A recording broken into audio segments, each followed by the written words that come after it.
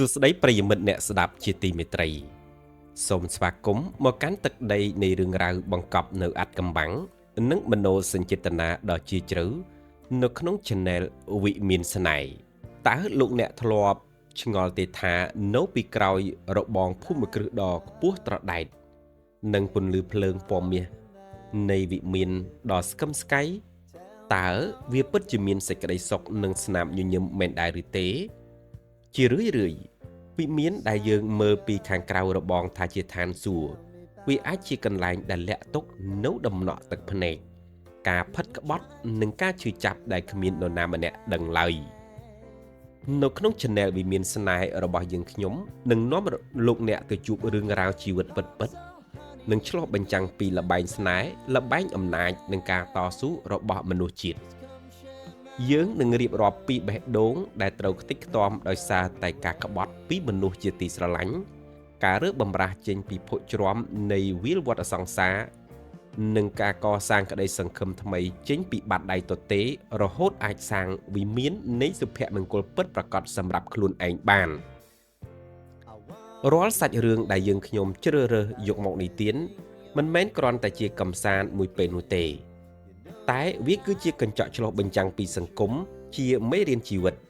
និងជាកម្លាំងចិត្តសម្រាប់បងប្អូនដែលកំពុងតែនឿយហត់នឹងការងារផ្សេង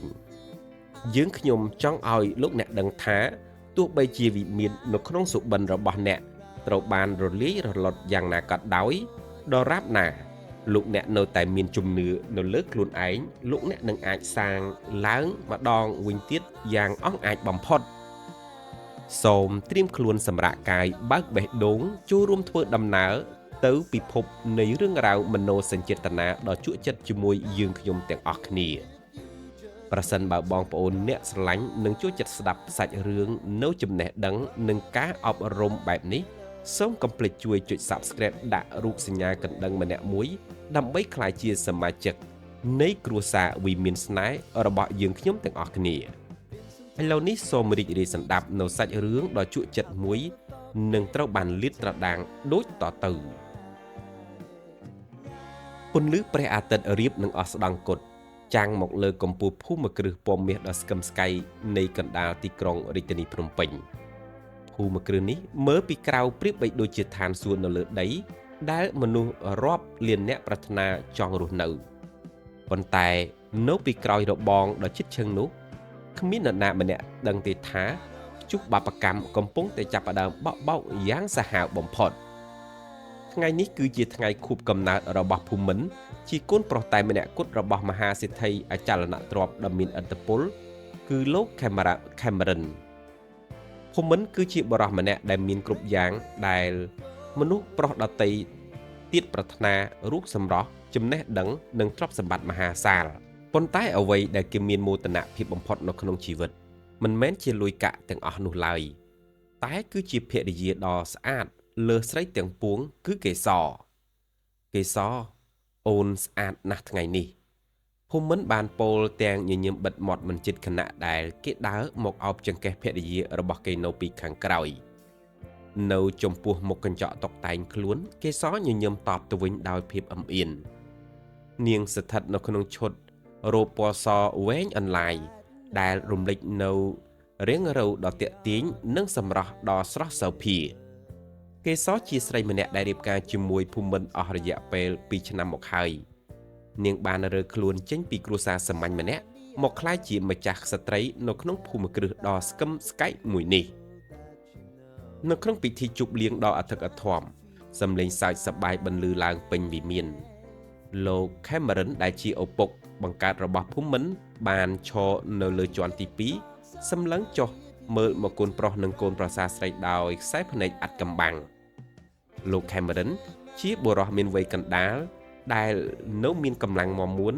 និងមានអំណាចលើសលប់លោកធ្លាប់តែទទួលបានអ្វីគ្រប់យ៉ាងដែលលោកចង់បានហើយពេលនេះអ្វីដែលលោកកំពុងតែសម្លឹងមើលបណ្ដាក់ភ្នែកមិនមែនជាភាពជោគជ័យរបស់កូនប្រុសឡើយតែគឺជាសម្រស់ដ៏ឆ្លក់វង្វេងរបស់កេសររីករាយថ្ងៃកំណើតកូនប្រុសប៉ាសង្ឃឹមថាឯងនឹងបន្តដឹកនាំក្រុមហ៊ុនរបស់យើងឲ្យកាន់តែរីកចម្រើនទៅថ្ងៃខាងមុខ លោកខេមរិនដើរចុះមករួចក៏លើកកែវស្រាជល់ជាមួយនឹងភូមិន្ទប៉ុន្តែនៅក្នុងពេលគ្នាជាមួយនោះដៃម្ខាងទៀតរបស់លោកបែរជាលួចអង្អែលស្មារបស់កេសរយ៉ាងស្និទ្ធស្នាលហួសហេតុកេសរញ័រខ្លួនបន្តិចដោយភាពភ័យខ្លាចដែលលាក់នៅក្នុងដួងចិត្តនាងដឹងយ៉ាងច្បាស់ថាឪពុកក្មេងម្នាក់នេះតែងតែលួចមើលនាងដោយក្រសែភ្នែកមិនធម្មតាតែនាងមិនហ៊ាននិយាយប្រាប់ភូមិន្ទឡើយព្រោះខ្លាចបែកបាក់គ្រួសារនិងខ្លាចអំណាចរបស់លោកខេមរិនយប់នោះបន្ទាប់ពីពិធីជប់លៀងបានបញ្ចប់លោកខេមរិនក៏បានហៅភូមិន្ទទៅជួបនៅក្នុងបន្ទប់ធ្វើការភូមិន្ទថ្ងៃស្អែកឯងត្រូវប្រញាប់ចេញទៅខេត្តព្រះសីហនុដើម្បីពិនិត្យគម្រោងខុនដូថ្មីរបស់យើងរឿងនេះវាសំខាន់ខ្លាំងណាស់ឯងត្រូវទៅដោយផ្ទាល់និងស្នាក់នៅទីនោះយ៉ាងតិច2ថ្ងៃលោកខេមរិនបានបញ្ជាដោយសម្លេងម៉ឺងម៉ាត់បំផុតភូមិន្ទទោះបីជាចង់នៅក្បែរភរិយារបស់គេក៏ដោយក៏មិនហ៊ានប្រកែកនឹងសម្ដីឪពុករបស់ខ្លួនដែរគេក៏ប្រញាប់ទៅបន្ទប់វិញដើម្បីទទួលដំណឹងនេះប្រាប់ទៅកេសរអូននៅផ្ទះមើលថែខ្លួនផងណាបងទៅតែ2ថ្ងៃទេបងនឹងទិញកាដូស្អាតមកផ្ញើជូនអូនភូមិន្ទក៏បានអោនទៅថើបថ្ងាសកេសរដោយក្តីស្រឡាញ់ដ៏ស្មោះស្ម័គ្រគេមិនដឹងឡើយថាការចាក់ចេញរបស់គេលើកនេះវាគឺជាការបើកទ្វារឲ្យបិសាចតណ្ហាចូលមកបំផ្លាញសុភមង្គលរបស់គេនៅក្នុងបន្ទប់ឡើយលុះព្រឹកព្រលឹមស្រាងឡានរបស់ភូមិន្ទក៏បានបើកចេញពីភូមិគ្រឹះបាត់លោកខេមរិនក៏បានឈរសម្លឹងមើលក្រោយវាំងននទាំងញញឹមយ៉ាងសាហាវលោកបានបញ្ជាឲ្យអ្នកបម្រើទាំងអស់ទៅធ្វើការនៅអគារខាងក្រោយនិងហាមឃាត់មិនឲ្យអ្នកណាម្នាក់ចូលមកអគារធំឡើយបើគ្មានការអនុញ្ញាតពីលោកកេសរដែលកំពុងតែអង្គុយហូបអាហារពេលព្រឹកម្នាក់ឯងមានអារម្មណ៍ថាវិមាននេះស្ងាត់ខុសពីធម្មតារំពេចនោះលោកខេមរិនក៏បានដើរចូលមករួចអង្គុយចុះនៅក្បែរនាងយ៉ាងជិតបំផុតកេសរភូមិន្ទវាទៅបាត់ហើយឥឡូវនេះនៅក្នុងផ្ទះនេះមានតែប៉ានិងកូន2នាក់តែប៉ុណ្ណោះលោកពោលទាំងយកដៃមកកាន់ដៃស្មារបស់កេសរយ៉ាងណែនកេសរភ័យស្លន់ស្លោព្យាយាមដកដៃរបស់លោកប៉ាចេញលោកប៉ាកុំធ្វើបែបហ្នឹងអីលោកប៉ាស្រវឹងហើយមែនទេលោកខេមរិនក៏បានសាច់ចំអករួចក៏បានក្រោកឈរអូសដៃកេសរយ៉ាងខ្លាំងប៉ាមិនបានស្រវឹងទេប៉ាដឹងខ្លួនច្បាស់ណាស់កេសរអើយឯងដឹងទេថាបើគ្មានប៉ាឯងក៏គ្មានថ្ងៃដែលបានដេកនៅលើពុកតុននិងស្លៀកសម្លៀកបំពាក់ថ្លៃបែបនេះដែររាល់ពេលដែលឯងត្រូវសងគុណប៉ាមកវិញហើយសំលេងផ្គរលាន់ក្រហឹមពេញផ្ទៃមេឃប្រៀបបីដូចជាការប្រមានពីសត្វនិតកម្មដ៏ជូរចត់តើកេសរអាចគេចផុតពីគ្រោះថ្នាក់នេះបានដែរឬទេហើយតើភូមិន្ទនឹងមានអារម្មណ៍បែបណាបើគេដឹងថាឪពុកបង្កើតរបស់ខ្លួនកំពុងតែរៀបចំផែនការក្បត់ដ៏សាហាវបំផុតចំពោះរូបគេភាពស្ងប់ស្ងាត់នៅក្នុងភូមិគ្រឹះដ៏ស្កឹមស្កៃឥឡូវប្រែជាគួរឲ្យខ្លាចខ្លាំងណាស់សម្រាប់កេសរនាងព្យាយាមរើបំរាស់ចេញពីការចាប់កាន់របស់លោកខេមរិនតែអំណាចនិងកម្លាំងបាញ់របស់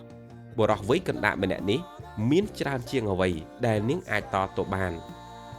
ក្រសែភ្នែកដែលពោពេញទៅដោយតណ្ហារបស់ឪពុកក្មេកសម្លឹងមកនាងហាក់បីដូចជាចង់លេបត្របាក់នាងទាំងរស់តែម្ដងលោកប៉ាសុំលែងកូនទៅលោកប៉ាដឹងទេថាខ្លួនឯងកំពុងធ្វើអីខ្ញុំគឺជាកូនប្រសាររបស់លោកប៉ាជាប្រពន្ធរបស់បងភូមិន្ទណាកេសរស្រែកទាំងទឹកភ្នែកហូរជោគថ្ពាល់នាងព្យាយាមរំលឹកសតិទៅដល់បុរសដែលកំពុងតែវង្វេងនឹងកាមគុណនៅចំពោះមុខលោកខេមរិនសើចយ៉ាងក្រលួចសម្លឹងសំឡេងសើចនោះប្រៀបបីដូចជាសំឡេងបិសាចដែលចេញពីឋាននរកកូនប្រសារប្រពន្ធភូមិន្ទកេសរអើយនៅក្នុងវិមាននេះអ្វីគ្រប់យ៉ាងគឺជារបស់ប៉ាសូម្បីតែជាជីវិតភូមិន្ទក៏ប៉ាផ្ដល់ឲ្យវាដែរ បើប៉ាចង់បានអ្វីសំបីតែព្រះឥន្ទក៏មករៀងប៉ាមិនបាននោះទេលោកខេមរិនក៏បានអូសកេសរជួលនៅក្នុងបន្ទប់សម្រាប់លក្ខណៈឯកជនមួយដែលដាច់ដោយឡែកនាងក៏បានដួលនៅលើពូកដ៏ទន់ល្មើយដែលពេលនេះវាប្រៀបបីដូចជាបន្លាសម្រាប់រូបនាងអញ្ចឹងទោះបីជានាងសុំអង្វររាប់រយពាន់ដងទោះបីជានាងខំយំរហូតដល់ស្អកកក៏ដោយក៏បេះដូងដៃថែបរបស់លោកខេមរិនមិនមានភាពរំជើបរំជួយឡើយនៅក្នុងយប់នោះវិមានដ៏ស្អាតបាតបានក្លាយជាកន្លែងដែលបាបកម្មដ៏ធំធេងបំផុតបាបកម្មដែលកើតចេញអំពីឪពុកក្មេកនិងកូនប្រសាស្រីនៅម្ខាងទៀតនៅឯខេត្តព្រះសីហនុភូមិន្ទកំពុងតែឈរនៅលើខុនដូសម្លឹងមើលទៅសមុទ្រទាំងដួងចិត្តមិនសូវស្រឡះសោះគេមានអារម្មណ៍ថាដូចជាមានអ្វីមួយយ៉ាងមិនស្រួលកាត់ឡើងនៅឯផ្ទះគេក៏បានព្យាយាមទូរស័ព្ទទៅរកកេសរជាច្រើនដងតែទូរស័ព្ទរបស់នាងត្រូវបានបិទប្រហែលជាអូនកេសរសម្រាប់លក់ហើយទេដឹងភូមិន្ទនិយាយលួងចិត្តខ្លួនឯងទាំងក្តីបារម្ភគេមិនបានដឹងទាល់តែសោះថា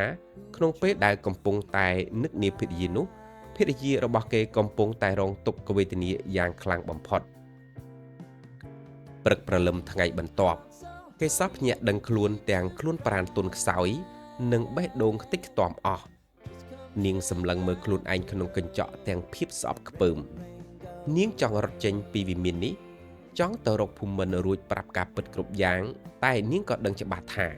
បើនាងនិយាយចេញទៅគ្រួសារទាំងមូលនឹងត្រូវវិនាសហើយភូមិន្ទដែលជាមនុស្សកតញ្ញូច្បាស់ជាត្រូវឈឺចាប់រហូតដល់ស្លាប់ជាមិនខានបើដឹងថាឪពុកបង្កើតរបស់ខ្លួនគឺជាអ្នកបំផ្លាញកិត្តិយសប្រពន្ធរបស់គេលោកខេមរិនក៏បានដើរជួមមករួចក៏បានហុចប្រអប់គ្រឿងពេជ្រដ៏មានតម្លៃទៅឲ្យកេសរនេះគឺជារង្វាន់សម្រាប់ឯងចងចាំទុកកុំឲ្យភូមិន្ទវាដឹងរឿងនេះឲ្យសោះបើឯងចង់ឲ្យវាមានជីវិតរស់នៅសុខសាន្តបន្តទៀតនៅក្នុងវិមាននេះឯងនៅតែជាកូនប្រសាដ៏ល្អប៉ុន្តែនៅពេលដែលគ្មានវាឯងគឺជាប្រពន្ធរបស់ប៉ាកេសរក្រវីក្បាលទាំងទឹកភ្នែកហូរ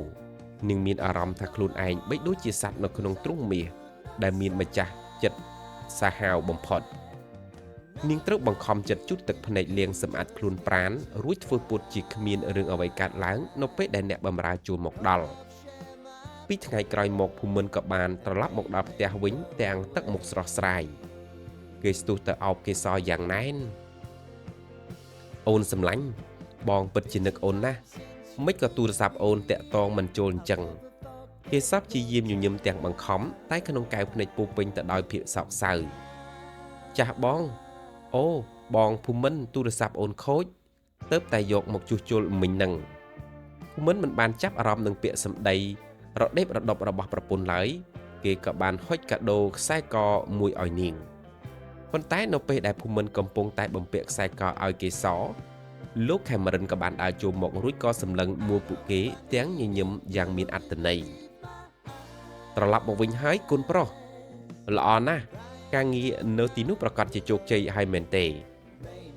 លោកខេមរិនសួរដោយសម្លេងរាបស្មើហាក់បីដូចជាគ្មានរឿងអ្វីកើតឡើងសោះពេលដល់ផ្ទះគេសោះក្តាប់ដៃយ៉ាងណែនរហូតទៅដល់ក្រចកចាក់ចូលក្នុងសាច់នាងមានអារម្មណ៍ថាវិមានដ៏ស្កឹមស្កៃនេះកំពុងតែប្រែជាគុកងងឹតដែលគ្មានថ្ងៃអាចដកខ្លួនបានទេនាងត្រូវរស់នៅក្នុងចន្លោះបុរសពីរនាក់ម្នាក់ជាស្វាមីដែលនាងស្រឡាញ់បំផុតហើយម្នាក់ទៀតគឺជាឪពុកក្មេកដែលបានផ្ដល់នរកឲ្យនាងទាំងរស់ពេលវេលាកន្លងផុតទៅអស់រយៈពេល1ខែយ៉ាងស្ងៀមស្ងាត់ប៉ុន្តែវាគឺស្ងៀមស្ងាត់ពោពេញទៅដោយភាពតានតឹងនិងការភ័យខ្លាចនៅក្នុងចិត្តរបស់កេសរនាងរស់នៅក្នុងភូមិគ្រឹះដ៏ស្កឹមស្កៃដូចជាមនុស្សដែលបាត់បង់វិញ្ញាណរាល់ពេលដែលឃើញមុខលោកភូមិន្ទនាងមានអារម្មណ៍ថាខុសនិងឈឺចាប់ស្ទើរតែប្រេះបេះដូងប៉ុន្តែរាល់ពេលដែលឃើញមុខលោកខេមរិននឹងប្រៀបបីដូចជាឃើញបិសាចដែលកំពុងតែយាមយីជីវិតរបស់នាងគ្រប់ដង្ហើមចេញចូលតែម្ដងលោកខេមរិននៅតែបន្តប្រើអំណាចលុយកាក់និងការគំរាមកំហែងដើម្បីបង្ខិតបង្ខំកេសរ លោកបានទិញគ្រឿងអលង្ការនិងកាដូថ្លៃៗឲ្យនាងជាច្រើនដើម្បីបំបិតមាត់នាងនិងបង្ហាញអំពីអំណាចរបស់លោកជាម្ចាស់នៅលើរូបរាងកាយរបស់នាងតែម្ដងកេសរគ្មានជំរើសឡើយនាងត្រូវតែសម្ដែងធ្វើជាកូនប្រសារដ៏ល្អនៅចំពោះមុខភូមិន្ទ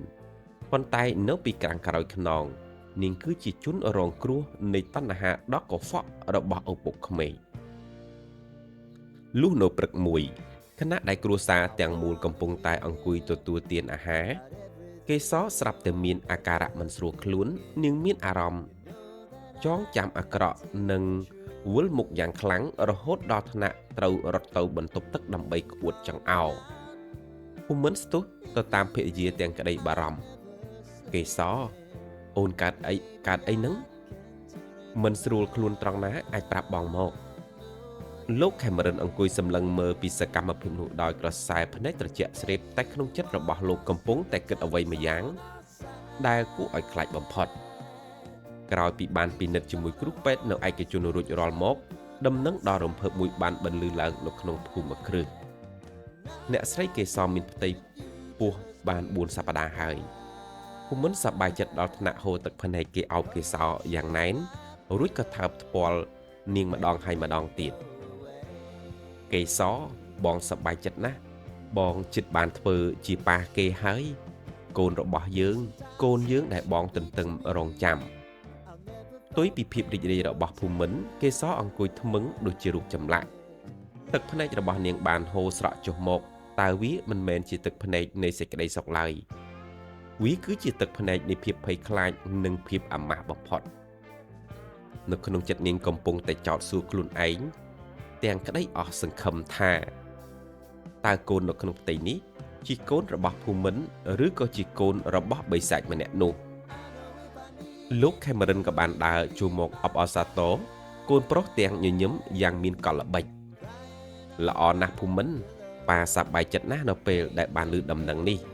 ប៉ានឹងរៀបចំកម្មវិធីជប់លៀងឲ្យធំដើម្បីអបអរសាទរចៅដំបូងរបស់ប៉ាពាក្យថាចៅដែលចេញពីមាត់លោកខេមរិន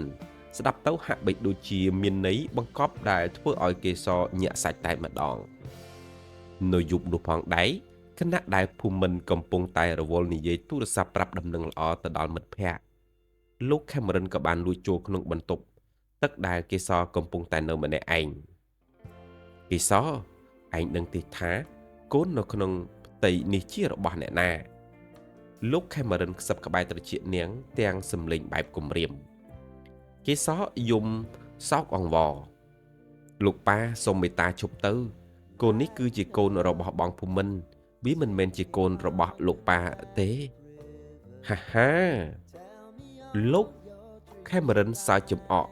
ឯងចង់បោកខ្លួនឯងក៏បោកទៅតែឯងដឹងច្បាស់ជាងអ្នកណាទាំងអស់ចាំទុកបើកូននេះកើតមកមានមុខមាត់ដូចប៉ាឯងនឹងគ្រួសារនឹងត្រូវវិនាសរាប់ចាប់ពីថ្ងៃនោះមកជីវិតរបស់កេសរប្រៀបបីដូចជានៅក្នុងឋាននរកទាំងរស់នាងមិនហ៊ានឲ្យភូមិន្ទប៉ះពាល់ខ្លួនប្រាណទៀតឡើយនាងចាប់ផ្ដើមដេកយំរាល់យប់ភូមិន្ទចាប់ផ្ដើមឆ្ងល់ពីចរិតព្រួលប្រែរបស់ប្រពន្ធគេ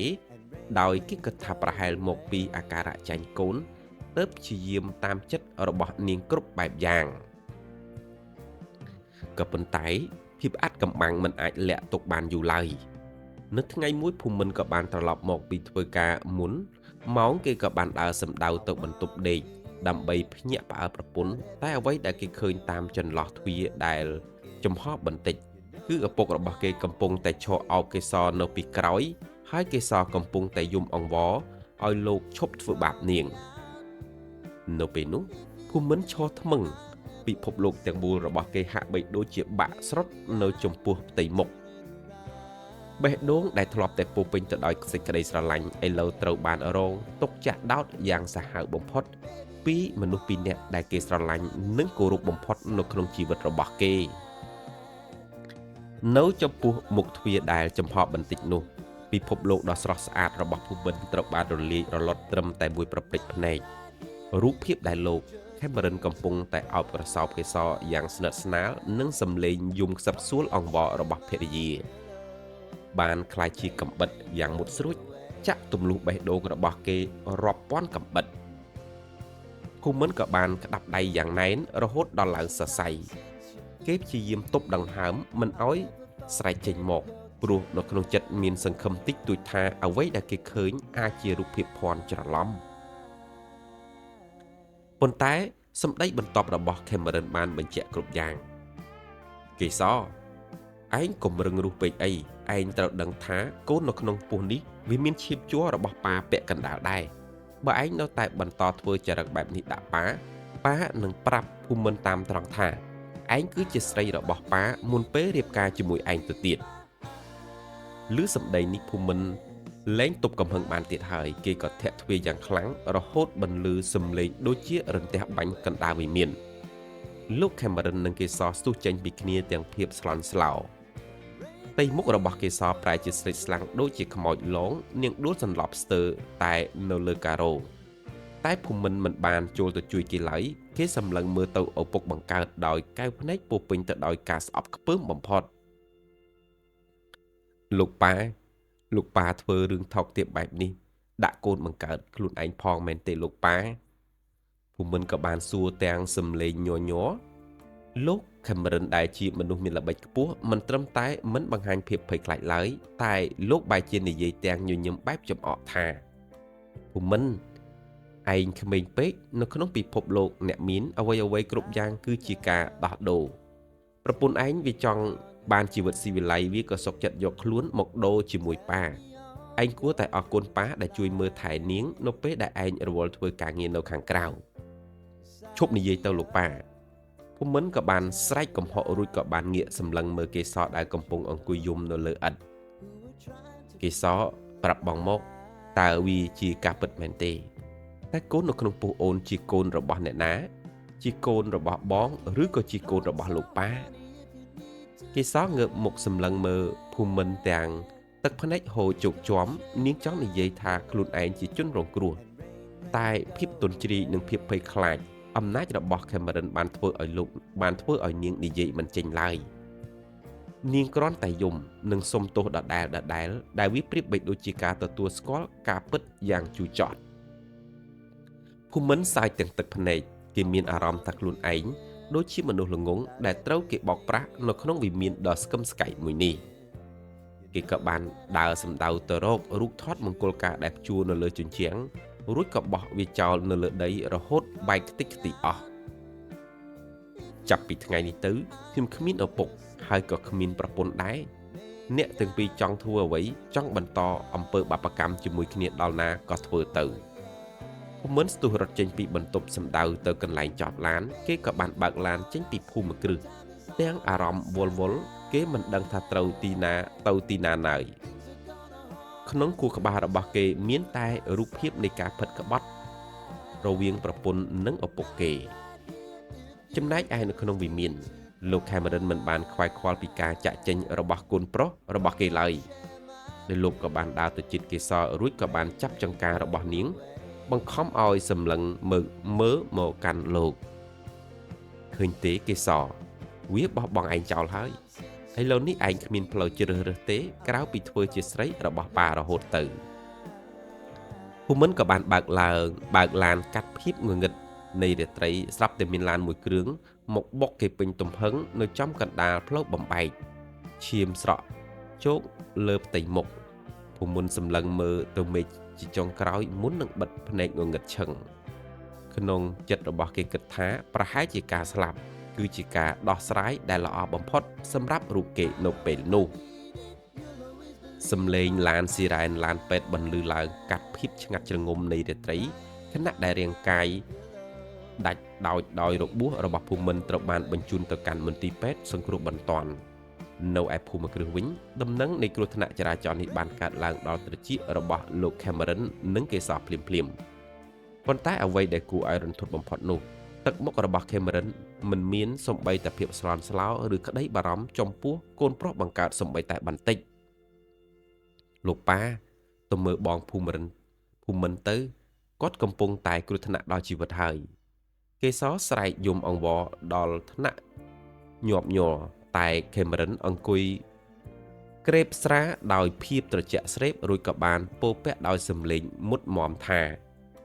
វាមិនងាយស្លាប់ទេមនុស្សមានចិត្តរឹងរូសដូចជាវាប៉ុន្តែនេះគឺជាឱកាសល្អបំផុតដើម្បីឲ្យវាដឹងថាបើគ្មានប៉ាម្នាក់នេះទេវាក៏គ្មានតម្លៃអ្វីដែរបន្ទាប់ពីការសម្រាកព្យាបាលអស់រយៈពេលមួយសប្តាហ៍ភូមិន្ទដឹងខ្លួនឡើងវិញនៅក្នុងសភាពបងរំរបួសពេញខ្លួនប៉ុន្តែអ្វីដែលធ្វើឲ្យគេឈឺចាប់លើសពីរបួសរាងកាយគឺនៅពេលដែលគេឃើញមេធាវីរបស់ឪពុកគេដើរជួបមកក្នុងបន្ទប់មន្ទីរពេទ្យជាមួយនឹងឯកសារមួយចំនួនលោកភូមិន្ទលោក Cameron បានបញ្ជាខ្ញុំឲ្យមកជម្រាបលោកថាចាប់ពីថ្ងៃនេះទៅលោកត្រូវបានដកហូតតំណែងទាំងអស់នៅក្នុងក្រុមហ៊ុនហើយនឹងត្រូវបានកាត់ឈ្មោះចេញពីបញ្ជីមរតកគ្រួសារមេធាវីនិយាយដោយទឹកមុខរាបស្មើហើយនេះគឺជាលិខិតលែងលះដែលអ្នកស្រីកេសរបានផ្តិតមេដៃឲ្យលោករួចរាល់ដែរភូមិន្ទសម្លឹងមើលក្រដាស់នោះទាំងទឹកភ្នែកហូរនិងក្រហមងាំងគេមិនជឿថាឪពុកគេសាហាវដល់ថ្នាក់នេះឡើយហើយគេកាន់តែជឿចាប់នៅពេលដែលឃើញស្នាមមេដៃរបស់កេសរគេមិនដឹងទេថាកេសរត្រូវបានលោក Cameron គំរាមកំហែងដល់ជីវិតឪពុកម្ដាយរបស់នាងនៅឯស្រុកកំណើតទើបនាងបង្ខំចិត្តផ្តិតមេដៃទាំងទឹកភ្នែកហូរប្រាប់គាត់ទៅខ្ញុំមិនត្រូវការទ្រព្យសម្បត្តិដល់កខ្វក់របស់គាត់ឡើយភូមិន្ទក្រវែកឯកសារនោះចោលរួចក៏ព្យាយាមក្រោកឈរទាំងត្រេកត្រតភូមិន្ទបានដើរចេញពីមន្ទីរពេទ្យទាំងសម្លៀកបំពាក់អ្នកជំងឺនិងមានលុយតែបន្តិចបន្តួចនៅក្នុងហោប៉ៅគេព្យាយាមត្រឡប់ទៅភូមិគ្រឹះដើម្បីយករបស់របរផ្ទាល់ខ្លួននិងចង់សួរដេញដោលកេសរជាចុងក្រោយប៉ុន្តែនៅពេលទៅដល់គេត្រូវអង្គរៈមួយក្រុមឈរស្ទាក់នៅមាត់ទ្វារលោក Cameron បញ្ជាថាមិនអោយអ្នកណាម្នាក់ដែលគ្មានឈ្មោះនៅក្នុងផ្ទះចូលបានឡើយសូម្បីតែឆ្កែមួយក្បាលសម្ដីរបស់អង្គរៈបានធ្វើឲ្យភូមិន្ទសើចទាំងទឹកភ្នែកគេក៏ងាកសម្លឹងទៅមើលលើផ្ទះជាន់ទី2ឃើញកេសរកំពុងសម្លឹងមើលគេទាំងយំខ្សឹកសួរតែនាងមិនអាចធ្វើអ្វីបានឡើយព្រោះលោក Cameron កំពុងឈរនៅពីខាងក្រោយនាងដែរភូមិន្ទក្តាប់ដៃយ៉ាងណែនរួចក៏បានស្រែកខ្លាំងៗទៅកាន់វិមាននោះថាលោក Cameron លោកអាចយកអ្វីៗគ្រប់យ៉ាងពីខ្ញុំបានតែលោកមិនអាចយកកិត្តិយសនឹងការតស៊ូរបស់ខ្ញុំបានឡើយសូមលោកចងចាំទុកថាថ្ងៃណាមួយខ្ញុំនឹងត្រឡប់មកវិញដើម្បីយកអ្វីដែលជារបស់ខ្ញុំនិងលាងជម្រះបាបកម្មនៅក្នុងផ្ទះនេះឲ្យអស់ភូមិន្ទក៏បានដើរចេញពីភូមិគ្រឹះទាំងកណ្ដាលយប់អាធ្រាត្រនៅពេលដែលមេឃចាប់ផ្ដើមធ្លាក់ភ្លៀងយ៉ាងខ្លាំងគេគ្មានផ្ទះគ្មានការងារគ្មានគ្រួសារនិងគ្មានមនុស្សជាទីស្រឡាញ់គេដើរតាមចិញ្ចើមថ្នល់កាត់តាមភ្លៀងជោកជាំរហូតទៅដល់ដួលសន្លប់នៅមុខការដ្ឋានសំណង់មួយកន្លែងនៅក្នុងវិមានដ៏ស្កឹមស្កៃកេសរត្រូវបានលោក Cameron បង្ខំឲ្យចូលនៅក្នុងបន្ទប់រួចចាក់សោពីខាងក្រៅនាងអង្គុយលុតជង្គង់យំម្នាក់ឯងនៅក្នុងភាពងងឹតនាងមានអារម្មណ៍ថាជីវិតរបស់នាងបានស្លាប់បាត់បង់ទៅហើយអ្វីដែលនាងបារម្ភបំផុតគឺកូននៅក្នុងផ្ទៃពោះរបស់នាងតើគេនឹងត្រូវរស់នៅក្នុងឋានៈជាអ្វីជាចៅ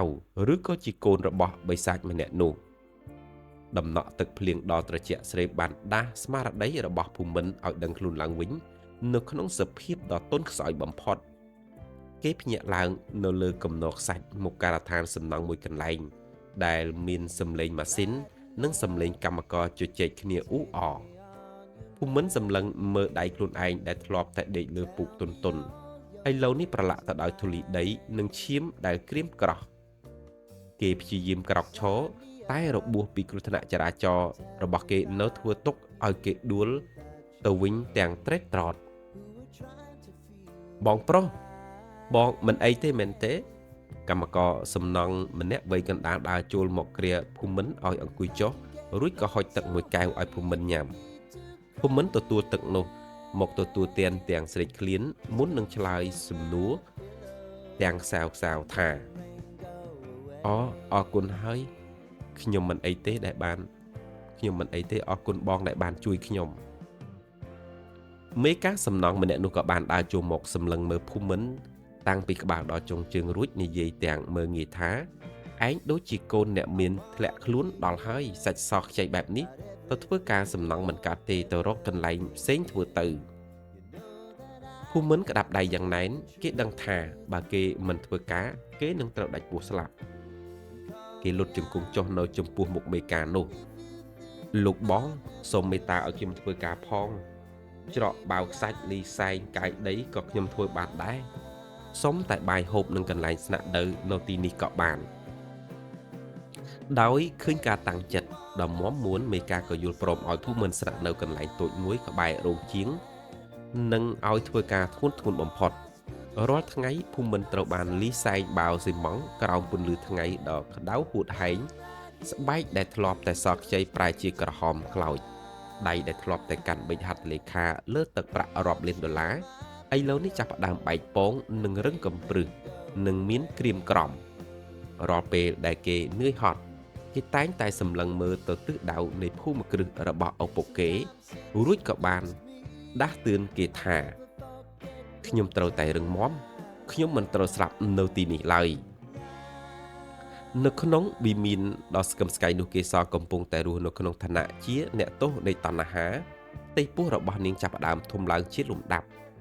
លោក Cameron ក៏បានជួលពេទ្យនិងអ្នកបម្រើឲ្យមើលថែនាងយ៉ាងជិតដល់មិនឲ្យនាងចេញទៅក្រៅផ្ទះសូម្បីតែមួយជំហានលោកតែងតែចូលមកអង្អែលពោះរបស់នាងរួចនិយាយពាក្យដែលគួរឲ្យខ្លាចកូននេះនឹងក្លាយទៅជាអ្នកបន្តវេនរបស់ប៉ា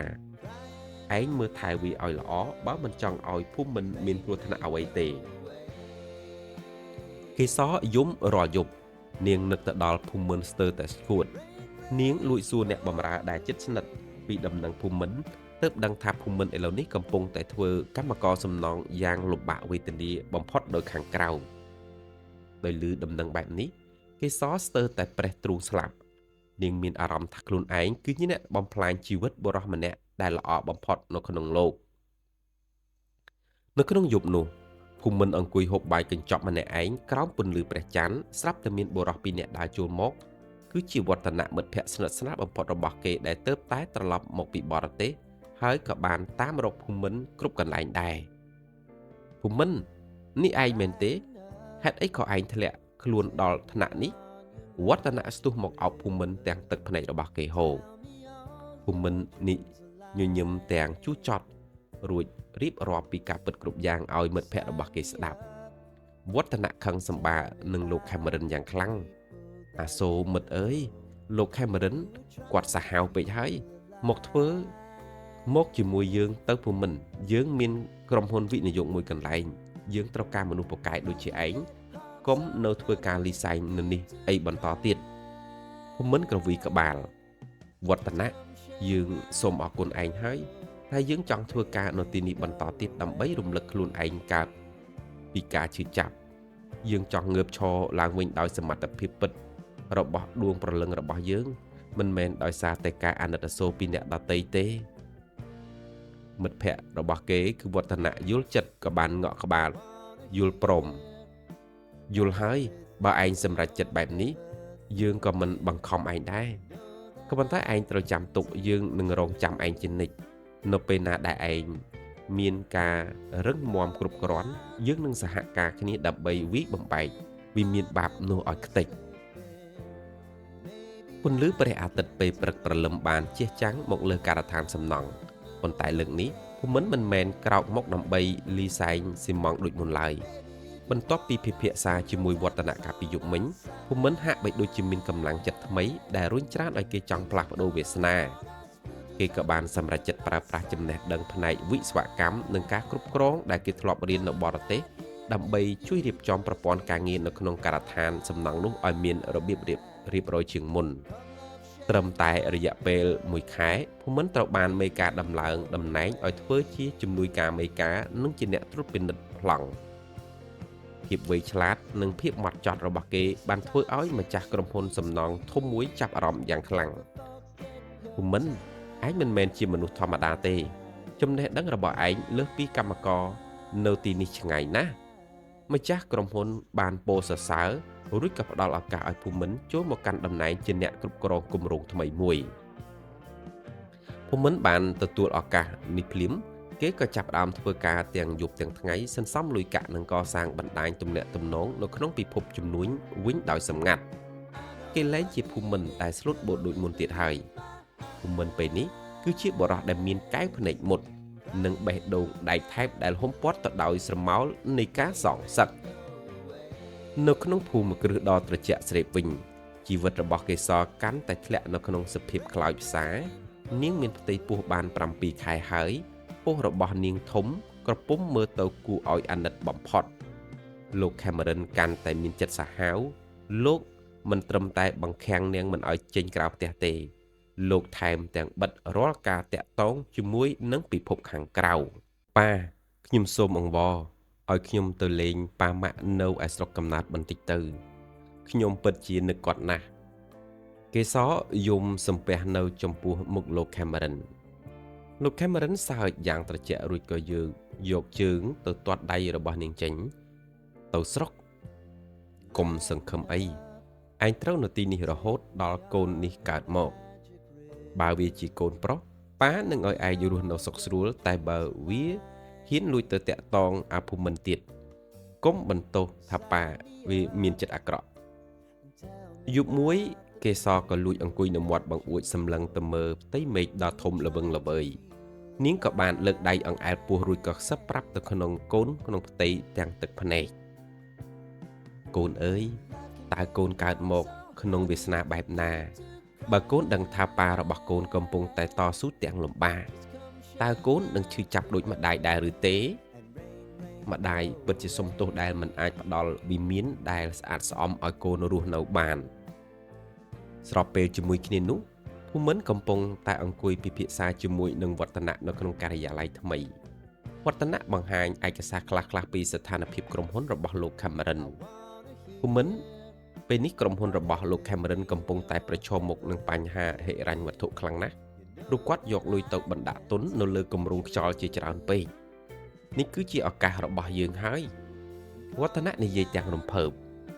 ភូមិន្ទញញឹមតិចតែស្នាមញញឹមនេះគួរឲ្យខ្លាចណាស់ល្អណាស់វឌ្ឍនៈយើងចង់ឲ្យគាត់ដឹងថាអារម្មណ៍ដែលបាត់បង់អ្វីគ្រប់យ៉ាងត្រឹមតែមួយប្រព្រឹត្តភ្នែកវាឈឺចាប់ដល់កម្រិតណាយើងនឹងទិញបំណុលទាំងអស់របស់គាត់រួចឲ្យគាត់លុតជង្គង់នៅចំពោះមុខយើងវិញប៉ុន្តែទោះបីជាភូមិន្ទព្យាយាមរឹងមាំយ៉ាងណាក៏នៅជ្រុងម្ខាងនៃបេះដូងរបស់គេនៅតែមានរូបភាពកេសរជានិច្ចគេខឹងគេស្អប់ដែលនាងក្បត់គេតែគេមិនអាចបំភ្លេចបាននៅក្តីស្រឡាញ់ដ៏ជ្រាលជ្រៅដែលធ្លាប់មានជាមួយនាងឡើយភូមិន្ទមិនដឹងទេថាកេសរត្រូវបានបង្ខំយ៉ាងសាហាវបំផុតនៅក្នុងវិមានរឿងរ៉ាវកាន់តែតានតឹងនៅពេលដែលកេសរចាប់ផ្ដើមឈឺពោះសម្រាលមុនកំណត់កណ្ដាលយប់អាត្រិតខណៈដែល Cameron មិននៅផ្ទះមានតែអ្នកបម្រើម្នាក់ប៉ុណ្ណោះដែលអាណិតនាងហើយក៏បានលួចទូរស័ព្ទរកលេខដែលកេសរទម្លាក់ទុកនៅក្នុងខ្នើយនោះគឺជាលេខរបស់វឌ្ឍនៈយប់អាត្រិតមេឃខ្មៅងងឹតស្របពេលដែលផ្គរលាន់ក្រហមពេញផ្ទៃមេឃនៅក្នុងភូមិគ្រឹះដ៏ស្ងាត់ជ្រងំសំឡេងស្រែកធ្ងរនៃការឈឺចាប់របស់កេសរបានបន្លឺឡើងចេញពីបន្ទប់ដេកត្រូវបានចាក់សោនាងកំពុងតែឈឺពោះសម្រាលកូនមុនការកំណត់យ៉ាងធ្ងន់ធ្ងរនៅក្នុងសភាពដែលគ្មានគ្រូពេទ្យនិងគ្មានមនុស្សជាទីស្រឡាញ់នៅក្បែរនាងចំណែកឯលោក Cameron វិញមិននៅផ្ទះឡើយដោយសារតែលោកកំពុងតែជាប់រវល់សម្ងួតទុកនៅឯក្លឹបកម្សាន្តក្រោយពីដឹងនៃអាជីវកម្មរបស់ខ្លួនកំពុងតែចាប់ផ្ដើមដុនដាបអ្នកបម្រើវ័យចំណាស់ម្នាក់ដែលធ្លាប់តែអាណិតអាសូរទៅដល់កេសរក៏បានលួចទូរស័ព្ទដៃសម្ងាត់របស់ខ្លួនទៅកាន់លេខរបស់វឌ្ឍនៈតាមការផ្ដាំផ្ញើរបស់កេសរតាំងពីដើមខែមុនលោកវឌ្ឍនៈសូមមកជួយអ្នកស្រីកេសរផងគាត់ឈឺពោះសម្រាលហើយតែលោកម្ចាស់ចាក់សោទ្វារបង្ខាំងទុកខាងក្នុងខ្ញុំខ្លាចគាត់មានគ្រោះថ្នាក់ណាស់សំឡេងអ្នកបម្រើញ័រទៅត្រូវវឌ្ឍនៈដែលកំពុងតែអង្គុយត្រួតពិនិត្យប្លង់ការងារជាមួយភូមិន្ទក៏បានប្រែទឹកមុខភ្លាមគេក៏បានងាកសម្លឹងទៅមើលភូមិន្ទដែលអង្គុយនៅចំពោះមុខទាំងស្ទាក់ស្ទើរតែចុងក្រោយគេក៏សម្រេចចិត្តបើក speaker ឲ្យភូមិន្ទស្ដាប់ឮគ្រប់យ៉ាងភូមិន្ទក៏អង្គុយឈរថ្មឹងបិចនៅក្នុងដៃរបស់គេធ្លាក់ចុះនៅលើតុភាពស្អប់ខ្ពើមដែលគេធ្លាប់មានចំពោះការក្បត់ឥឡូវនេះត្រូវបានជំនួសវិញដោយភាពស្លន់ស្លោនិងក្តីបារម្ភដែលមិនអាចលាក់បាំងបានភូមិន្ទឯងនឹងទៅមែនទេវ วัฒนสูตรដោយសម្លេងទៀបភូមិន្ទក៏បានងើបឈរឡើងកាយភ្នែករបស់គេឡើងក្រហមងាំងយើងមិនបានទៅព្រោះតែក្តីស្រឡាញ់ទេតែយើងមិនអាចទុកឲ្យមនុស្សម្នាក់ស្លាប់នៅចំពោះមុខយើងបានឡើយ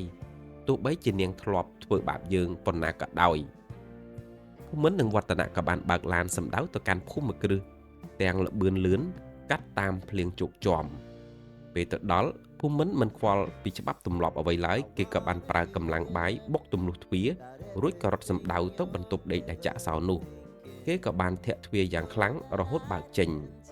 ហើយអ្វីដែលគេឃើញគឺគេសដេកដួលនៅលើឥដ្ឋទឹកមុខស្លេកស្លាំងកំពុងតែឈឺអោបពោះយំខ្សឹបខ្សួលបងភូមិន្ទបងមកហើយគេសពោលទាំងសំឡេងខ្សៅៗមុននឹងសន្លប់បាត់ស្មារតីនៅក្នុងដៃរបស់ភូមិន្ទគ្រាគេសឡើងឡានរួចក៏បញ្ជូនទៅមន្ទីរពេទ្យដែលនៅជិតនោះបំផុតជាច្រើនម៉ោងនៃការរងចាំតានតឹងបានកន្លងផុតទៅភូមិន្ទអង្គុយនៅក្នុងបន្ទប់វះកាត់ទាំងអារម្មណ៍វល់វល់រូបភាពចាស់ៗនៃក្តីស្រឡាញ់របស់ពួកគេក៏បានត្រឡប់មកវិញដែលធ្វើឲ្យគេឈឺចាប់លើសដើមរំពេចភ្លាមនោះ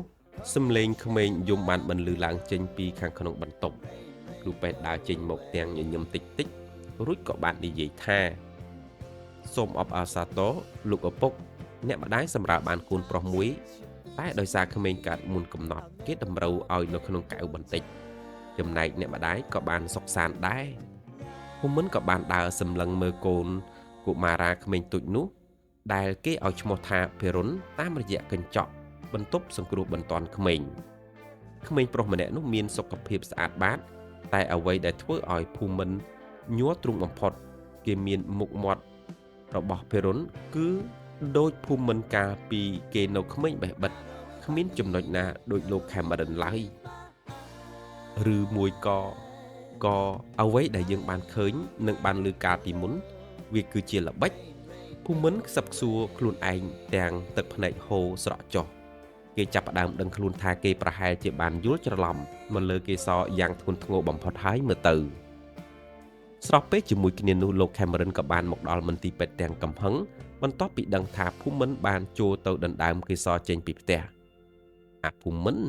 ឯងហ៊ានណាស់ចូលមកកកកកាយនៅក្នុងផ្ទះប៉ាយកប្រពន្ធប៉ាមកវិញភ្លាមលោក Cameron ស្រែកកំហកនៅកណ្ដាលមន្ទីរពេទ្យភូមិន្ទងាកមកសម្លឹងមើលមុខឪពុកបង្កើតដោយកែវភ្នែកត្រជាក់និងមុតមមជាងពេលណាទាំងអស់គេដើរចូលទៅជិតរួចនិយាយខ្សឹបក្បែរត្រជាក់លោក Cameron ឈាមជ័រមិនអាចកុហកបានឡើយក្មេងដែលកើតមកគឺជាកូនរបស់ខ្ញុំចាប់ពីពេលនេះទៅគេសនឹងកូនមិនមានអ្វីពាក់ព័ន្ធជាមួយនឹងលោកទៀតទេហើយសូមត្រៀមខ្លួនទៅវិមានបាបរបស់លោកកំពុងតែរលាយបាត់ទៅហើយមិនបានបញ្ជាឲ្យអង្គរៈរបស់វឌ្ឍនៈរៀងលោក Cameron ចេញពីមន្ទីរពេទ្យគេក៏ចូលនៅក្នុងបន្ទប់សម្រាកកាន់ដៃគេសដែលទើបតែដឹងខ្លួនឡើងវិញយ៉ាងណែនគេសឲ្យបងសុំទោសដែលបោះបង់ឲ្យអូននៅរងទុក្ខម្នាក់ឯងភូមិន្ទយំសោកស្ដាយកំហុសរបស់ខ្លួនគេសញញឹមទាំងទឹកភ្នែកនាងមានអារម្មណ៍ថាភ្នំដែលសង្កត់នៅលើទ្រូងនាងជាច្រើនខែមកនេះត្រូវបានដកចេញប៉ុន្តែពួកគេទាំងពីរនាក់ដឹងយ៉ាងច្បាស់ថាសង្គ្រាមនេះនៅមិនទាន់ចប់នៅឡើយទេលោក Cameron ដែលកំពុងតែជួបវិបត្តិហិរញ្ញវត្ថុកាន់តែមានចិត្តសាហាវនិងត្រៀមខ្លួនធ្វើអ្វីគ្រប់យ៉ាងដើម្បីបំផ្លាញពួកគេទាំងពីរនាក់បន្ទាប់ពីព្រឹត្តិការណ៍ដ៏តានតឹងនៅមន្ទីរពេទ្យភូមិន្ទសម្រេចចិត្តនាំគេសនិងកូនប្រុសតូចភិរុនទៅស្នាក់នៅកន្លែងដែលមានសុវត្ថិភាពបំផុតដែលជាផ្ទះវិឡាផ្ទាល់របស់វឌ្ឍនៈភូមិន្ទដឹងច្បាស់ថាដរាបណាលោក Cameron នៅមានអំណាចដរាបនោះគ្រួសាររបស់គេនឹងមិនមានសេចក្តីសុខឡើយកំហឹងដែលធ្លាប់តែដុតរោលបេះដូងឲ្យចង់សងសឹកឥឡូវនេះប្រែជាកម្លាំងរុញច្រានឲ្យគេចង់កសាងជីវិតថ្មីដែលរឹងមាំជាងមុនដើម្បីធ្វើជាខែលការពារប្រពន្ធកូនរបស់គេ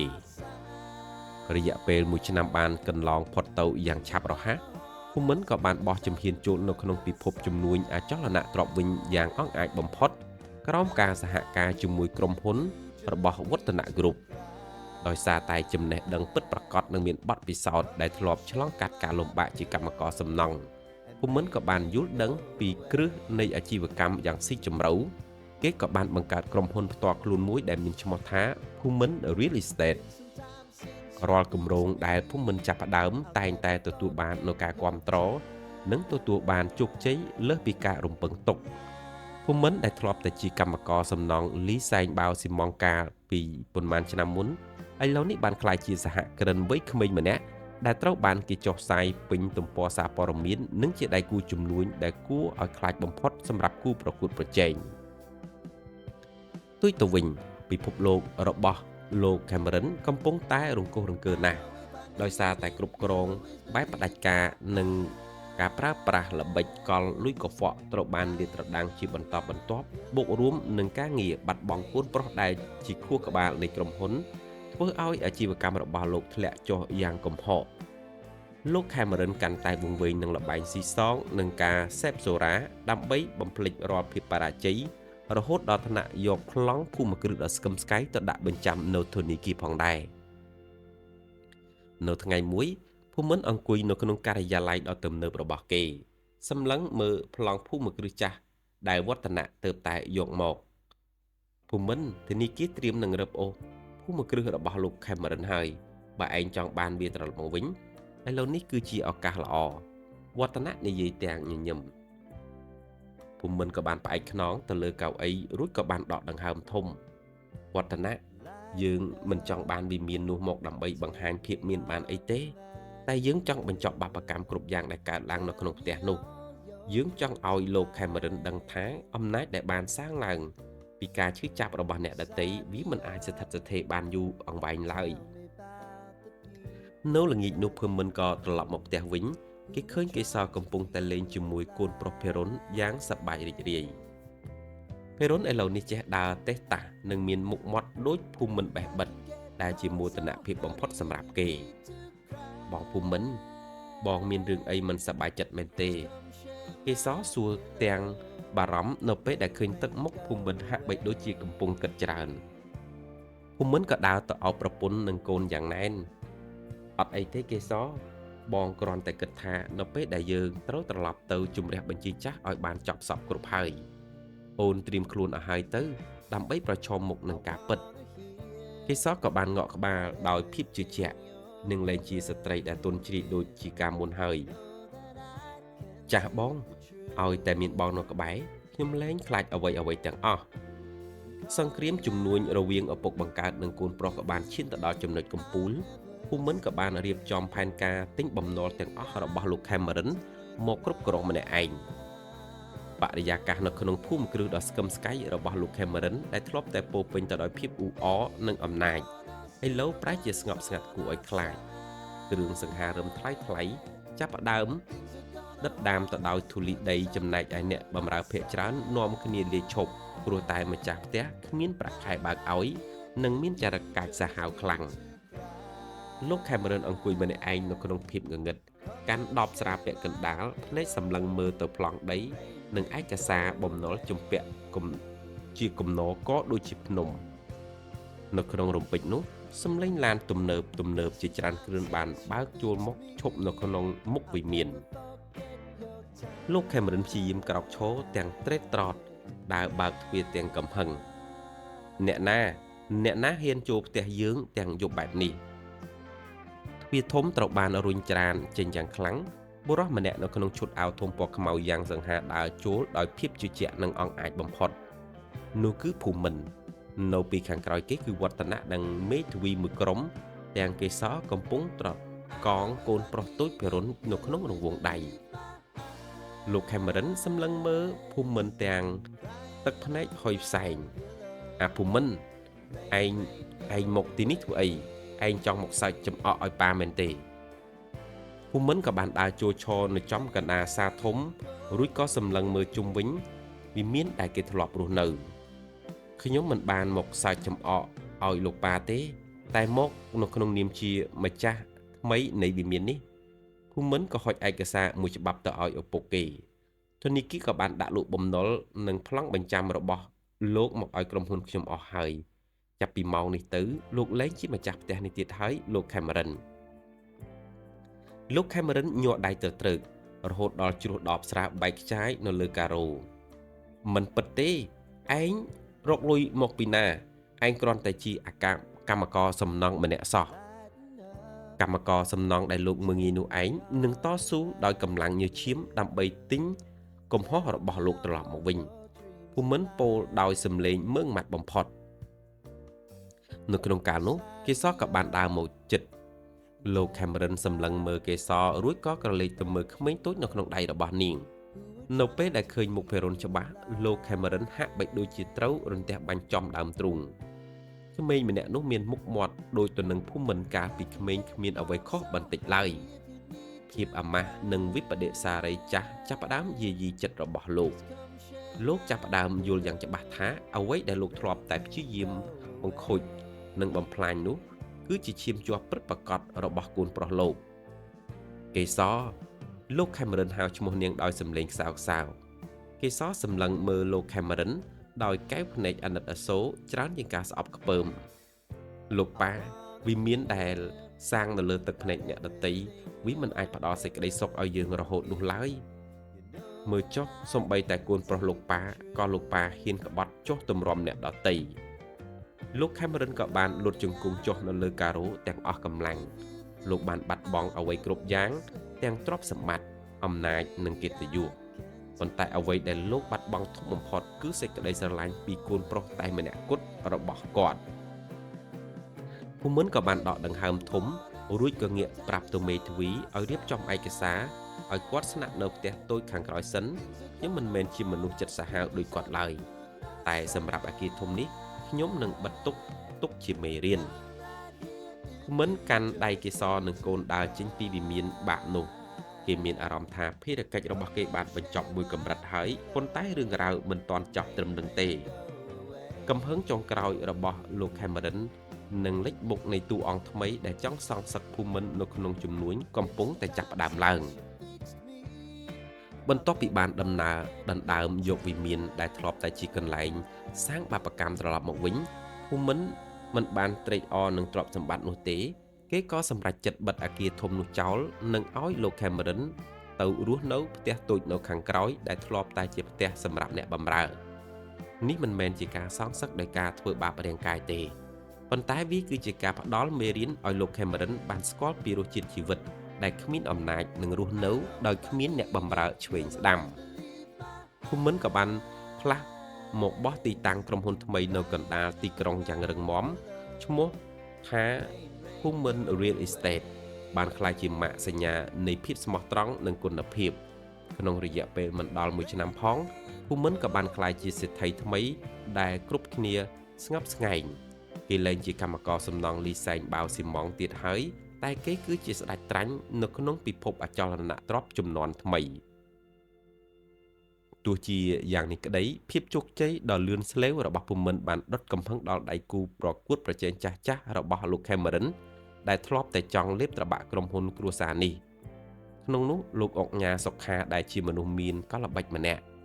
លោកសុខាឃើញភូមិន្ទងើបឡើងខ្លាំងពេកក៏ចាប់ផ្ដើមរៀបចំផែនការកុហ្វក់ដើម្បីទម្លាក់ភូមិន្ទក្មេងមិនទាន់អស់ក្លិនទឹកដោះដូចជាវាមិនគួរណាមានអំណាច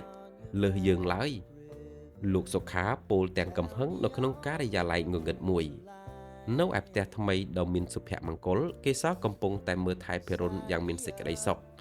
នាងមានអារម្មណ៍ថាជីវិតរបស់នាងបានកើតសារជាថ្មីប៉ុន្តែភាពភ័យខ្លាចពីអតីតកាលនៅតែលងបន្លាចនាងរាល់ពេលដែលនាងឃើញភូមិន្ទត្រឡប់មកពីធ្វើការវិញនៅយប់ជ្រៅបងភូមិន្ទខ្ញុំបារម្ភពីបងណាស់លោកប៉ា Cameron គាត់ប្រហែលជាមិននៅស្ងៀមឡើយទោះបីជាគាត់ធ្លាក់ខ្លួនក៏ដោយកេសរនិយាយទាំងកាន់ដៃស្វាមីភូមិន្ទញញឹមតិចរួចក៏អោបនាងយ៉ាងកក់ក្ដៅអូនកុំបារម្ភអីកេសរបងបានឆ្លងកាត់រੂមកហើយបងលែងខ្លាចអ្វីទាំងអស់ឥឡូវនេះបងមានអូននិងភិរុនជាកម្លាំងចិត្តបងនឹងមិនឲ្យអ្នកណាម្នាក់មកបំផ្លាញគ្រួសាររបស់យើងបានទៀតទេរឿងរ៉ាវកាន់តែតានតឹងនៅពេលដែលលោកសុខាបានលួចទៅជួបលោក Cameron នៅផ្ទះតូចខាងក្រោយនៅភូមិគ្រឹះលោកសុខាក៏បានប្រើពាក្យសម្ដីញុះញង់ឲ្យលោក Cameron កាន់តែស្អប់កូនប្រុសរបស់ខ្លួនឯង Cameron ឯងសុខចិត្តដេកនៅក្នុងផ្ទះចង្អៀតបែបនេះមែនទេកូនឯងវាដណ្ដើមទាំងប្រពន្ធដណ្ដើមទាំងទ្រព្យសម្បត្តិហ ហើយវាទុកឯងចោលដូចជាឆ្កែចាស់មួយក្បាលបើឯងព្រមសហការជាមួយនឹងយើងនឹងជួយឯងយកអ្វីគ្រប់យ៉ាងត្រឡប់មកវិញលោក Cameron ដែលកំពុងតែមានចិត្តគុំគួនស្រាប់ក៏យល់ព្រមតាមសំណើរបស់សុខាលោកក៏បានផ្ដល់លេខកូដសម្ងាត់នៃគណនីក្រុមហ៊ុនចាស់និងឯកសារសម្ងាត់មួយចំនួនដែលភូមិន្ទមិនទាន់បានដឹងទៅឲ្យសុខាដើម្បីប្រើប្រាស់ជាអាវុធវាយប្រហារនៅក្នុងក្រុមហ៊ុននៅក្នុងពេលជាមួយគ្នានោះភូមិន្ទក៏បានជួបវិបត្តិដំបូងគឺគម្រោងសាងសង់មន្ទីរពេទ្យសប្បុរសធម៌របស់គេត្រូវបានផ្អាកភ្លាមៗដោយសារតែមានការចោទប្រកាន់ពីបទប្រើប្រាស់សម្ភារៈគ្មានគុណភាពដែលរៀបចំផុសតាងคล้ายៗដោយលោកសុខានឹងជួយជ្រោមជ្រែងពីឪពុកបង្កើតរបស់ខ្លួនភូមិន្ទក៏បានឈរនៅកណ្ដាលសំណង់ដែលស្ងប់ស្ងាត់គេមិនខឹងតែគេមានអារម្មណ៍អាណិតឪពុកខ្លួនឯងដែលមិនព្រមភ្ញាក់ខ្លួនលោកប៉ានៅតែជ្រើសរើសយកផ្លូវងងឹតដដែលភូមិន្ទក៏បានដកដង្ហើមធំរួចក៏ងាកទៅរកវឌ្ឍនៈឯងត្រៀមឯកសារទាំងអស់មកដល់ពេលដែលយើងត្រូវបង្ហាញការពិតឲ្យលោកស្គាល់ពីការពិតនិងបញ្ចប់ឥទ្ធិពលរបស់មនុស្សដែលសាងបាបកម្មទាំងនេះឲ្យអស់ពីសង្គមព័ត៌មានដែលផ្អាកគម្រោងសាងសង់មន្ទីរពេទ្យសប្បុរសធម៌របស់លោកភូមិន្ទបានផ្ទុះឡើងដូចជាភ្លើងឆេះព្រៃសារព័ត៌មានជាច្រើនបានចុះផ្សាយពីការចោទប្រកាន់ថាភូមិន្ទបានប្រើប្រាស់សម្ភារៈសំណង់គ្មានគុណភាពដើម្បីកេងចំណេញនៃប្រាក់ចំណេញនេះគឺជាផែនការដ៏សាហាវរបស់លោកអុកញ៉ាសុខានិងលោក Cameron ដែលមានបំណងបំផ្លាញកេរ្តិ៍ឈ្មោះដែលភូមិន្ទខំកសាងមកទាំងលំបាកការិយាល័យដែលពោពេញទៅដោយភាពតានតឹងវឌ្ឍនៈក៏បានដើរទៅទាំងក្តីបារម្ភភូមិន្ទភាគហ៊ុនក្រុមហ៊ុនរបស់យើងធ្លាក់ចុះយ៉ាងខ្លាំងទោះបីជាយើងដឹងថាវាជាការមូលបង្កាច់ក៏យើងត្រូវតែមានភស្តុតាងរឹងមាំដើម្បីតតាំងជាមួយគេដែរភូមិន្ទអង្គុយសម្លឹងមើលឯកសារដោយភាពស្ងប់ស្ងាត់ខុសពីធម្មតាក្នុងកែវភ្នែករបស់គេមានភាពភ័យខ្លាចឡើយមានតែភាពមើងម៉ាត់ម៉ត់ចត់វឌ្ឍនៈមនុស្សដែលសាងអំពើអាក្រក់តែងតែបន្សល់ទុកនៅដានជើងវាជានិច្ចលោកសុខានិងលោកប៉ាអាចទិញមនុស្សបានតែពួកគេមិនអាចទិញការពិតបានឡើយនៅថ្ងៃសវនាការក៏បានមកដល់បរិយាកាសនៅក្នុងតុលាការមានភាពតានតឹងយ៉ាងខ្លាំងលោកអុកញ៉ាសុខាក៏ដើរចូលមកទាំងទឹកមុខជឿជាក់ជាមួយនឹងលោក Cameron ដែលអង្គុយនៅម្ខាងទៀតដោយក្រសែភ្នែកគុំគួនភូមិន្ទដើរចូលមកជាមួយនឹងមេធាវីនិងកេសរដែលមកផ្ដល់កម្លាំងចិត្តឲ្យស្វាមីមេធាវីខាងដើមចោតក៏បានបង្ហាញឯកសារបញ្ជាក់ថាស៊ីម៉ង់និងដែកដែលប្រើនៅក្នុងគម្រោងគឺជាប្រភេទខុសស្តង់ដារប៉ុន្តែនៅពេលដែលគ្រប់គ្នាកំពុងតែគិតថាភូមិន្ទច្បាស់ជាចាញ់ក្តីភូមិន្ទក៏បានក្រោកឈរឡើងខ្ញុំសូមជម្រាបសួរលោកចៅក្រមខ្ញុំមានភស្តុតាងថ្មីមួយដែលចង់បង្ហាញភូមិន្ទក៏បានងក់ក្បាលឲ្យវឌ្ឍនៈរួចវីដេអូមួយត្រូវបានចាក់នៅលើអេក្រង់ធំវាគឺជាវីដេអូសម្ងាត់ដែលភូមិន្ទបានដាក់កាមេរ៉ានៅការដ្ឋានទាំងយប់ដែលសម្ភារៈត្រូវបានដឹកចូលនៅក្នុងវីដេអូនោះបង្ហាញយើងឲ្យច្បាស់ថាមានមនុស្សមួយក្រុមដែលបញ្ជាទៅដោយជំនួយការរបស់លោកសុខាបានលួចដោះដូរសម្ភារៈល្អៗចេញនិងដាក់ជំនួសមកវិញនៅសម្ភារៈអន់នៅពាក់កណ្ដាលអាត្រៀតអ្វីដែលកាន់តែរន្ធត់នោះគឺលោក Cameron ក៏បានបង្ហាញខ្លួននៅក្នុងវីដេអូនោះដើម្បីត្រួតពិនិត្យការងារបោកប្រាស់នោះដោយផ្ទាល់តែម្ដងសវនាការទាំងមូលមានភាពឆ្ងាត់ចងំលោក Cameron មកប្រែជាស្លេកស្លាំងនិងដៃញ័រទៅត្រើកចំណែកឯលោកសុខាព្យាយាមដើរចេញតែត្រូវប៉ូលីសតាក់ជាប់នៅឯមាត់ទ្វារលោក Cameron លោកប៉ាហ៊ានដល់ថ្នាក់បំផ្លាញមន្ទីរពេទ្យដែលសាងសង់សម្រាប់ជួយអ្នកក្រីក្រដើម្បីតែការឈ្នះចាញ់ផ្ទាល់ខ្លួនមែនទេភូមិន្ទសួរដោយសំឡេងអួលដើមកលោក Cameron ដួលស្រុតនៅលើកៅអីលោកលែងមានអ្វីត្រូវតវ៉ាទៀតហើយតុលាការក៏បានប្រកាសឲ្យភូមិន្ទឈ្នះក្តីនឹងចេញដីកាចាប់ខ្លួនលោកអុកញ៉ាសុខាពីបទបង្ខូចកេរ្តិ៍ឈ្មោះនិងក្លែងបន្លំផោះតាងចំណែកឯលោក Cameron ដោយសារតែមានវ័យចំណាស់និងមានបញ្ហាសុខភាពដែលភូមិន្ទបានស្នើសុំបន្ធូរបន្ថយទោសលោកត្រូវបានកាត់ទោសឲ្យជាប់ឃុំឃាំងនៅក្នុងផ្ទះនិងបង់ប្រាក់ពិន័យជាមហាសាលបន្ទាប់ពីចោលសវនាការភូមិន្ទក៏ដើរមកជួបឪពុកជាលើកចុងក្រោយលោកប៉ានេះគឺជាមេរៀនចុងក្រោយដែលខ្ញុំផ្ដល់ឲ្យលោកប៉ាបានទ្រព្យសម្បត្តិនិងអំណាចមិនមែនជារបស់អ្វីគ្រប់យ៉ាងនៅក្នុងជីវិតឡើយ កិត្តិយសនិងសេចក្តីថ្លៃថ្នូរទេទើបជាវិមានដែលរឹងមាំបំផុតវិមានក៏កាន់ដៃកេសរក៏ដើរចេញពីតុលាការក្រោមពន្លឺព្រះអាទិត្យដ៏ភ្លឺស្វាងគេដឹងថាព្យុះភ្លៀងបានកន្លងផុតទៅហើយតែរបួសក្នុងចិត្តរបស់ឪពុកគេប្រហែលជាត្រូវចំណាយពេលយូរដើម្បីព្យាបាលកេសรงើបសម្លឹងមើលមុខស្វាមីទាំងមានមោទនភាពបងភូមិន្ទបងធ្វើបានហើយយុទ្ធធម៌ពិតជាមានមែនភូមិន្ទញញឹមរួចក៏អោបនាងវាទើបតែចាប់ផ្ដើមនៃវិមានពិតប្រាកដរបស់យើងទេកេសរតទៅនេះយើងនឹងរស់នៅដោយគ្មានស្រមោលអតីតកាលតាមយាយីពួកយើងទៀតទេប៉ុន្តែរឿងរ៉ាវមិនទាន់ចប់ឡើយនៅក្នុងសភាពធ្លាក់ខ្លួនទៅដល់ចំណុច0លោក Cameron ក៏បានធ្លាក់ខ្លួនឈឺធ្ងន់ដែលគ្រូពេទ្យប្រាប់ថារស់មិនបានយូរឡើយតើភូមិន្ទនិងកេសរនឹងសម្រេចចិត្តអត់ឱនឲ្យបុរសដែលធ្លាប់តែបំផ្លាញជីវិតពួកគេនៅនាទីចុងក្រោយដែរឬទេក្រោយពីភាពបរាជ័យយ៉ាងធ្ងន់ធ្ងរនៅក្នុងតុលាការជីវិតរបស់លោក Cameron បានធ្លាក់ទៅដល់ចំណុចទាបបំផុតនៃជីវិតបុរសដែលធ្លាប់តែមានអំណាចលើសលប់ឥឡូវនេះត្រូវរស់នៅយ៉ាងឯកោនៅក្នុងផ្ទះតូចនៅខាងក្រោយភូមិគ្រឹះក្រោមការតាមដានរបស់សមត្ថកិច្ចដោយសារតែសម្ពាធផ្លូវចិត្តធ្ងន់ធ្ងរការបាត់បង់កិត្តិយសនិងកំហុសដែលខ្លួនបានសាងលោក Cameron ក៏ធ្លាក់ខ្លួនឈឺធ្ងន់រហូតមិនអាចក្រោកពីដំណេកបាននៅក្នុងមន្ទីរពេទ្យសង្គ្រោះបន្ទាន់លោក Cameron ដេកនៅលើគ្រែពេទ្យទាំងសភាពទ្រុឌទ្រោមមុខមាត់ស្គមស្គាំងសម្លឹងមើលពីដានទាំងទឹកភ្នែកហូរស្រក់គ្រូពេទ្យបានប្រាប់ទៅដល់ភូមិន្ទថាលោកមានជំងឺមហារីកដំណាក់កាលចុងក្រោយដែលមិនអាចវះកាត់បានឡើយហើយលោកប្រហែលជាអាចនៅមានដង្ហើមត្រឹមតែប៉ុន្មានថ្ងៃទៀតប៉ុណ្ណោះភូមិន្ទឈរសម្លឹងមើលឪពុកតាមរយៈកញ្ចក់ទ្វារទាំងអារម្មណ៍ច្របូកច្របល់ភាពឈឺចាប់ដែលឪពុកម្នាក់បានផ្ដល់ឲ្យគេវានៅតែជាស្នាមរបួសក្នុងចិត្តប៉ុន្តែក្នុងនាមជាកូនបង្កើតគេមិនអាចដាច់ចិត្តឃើញឪពុកស្លាប់នៅក្នុងភាពឯកោនោះបានឡើយបងភូមិន្ទចូលទៅជួបប៉ាបន្តិចទៅនេះគឺជាឱកាសចុងក្រោយហើយកេសរនិយាយទាំងដាក់ដៃលើស្មារបស់ស្វាមីរបស់នាងយ៉ាងទន់ភ្លន់នាងគឺជាជនរងគ្រោះដ៏ធ្ងន់ធ្ងរបំផុត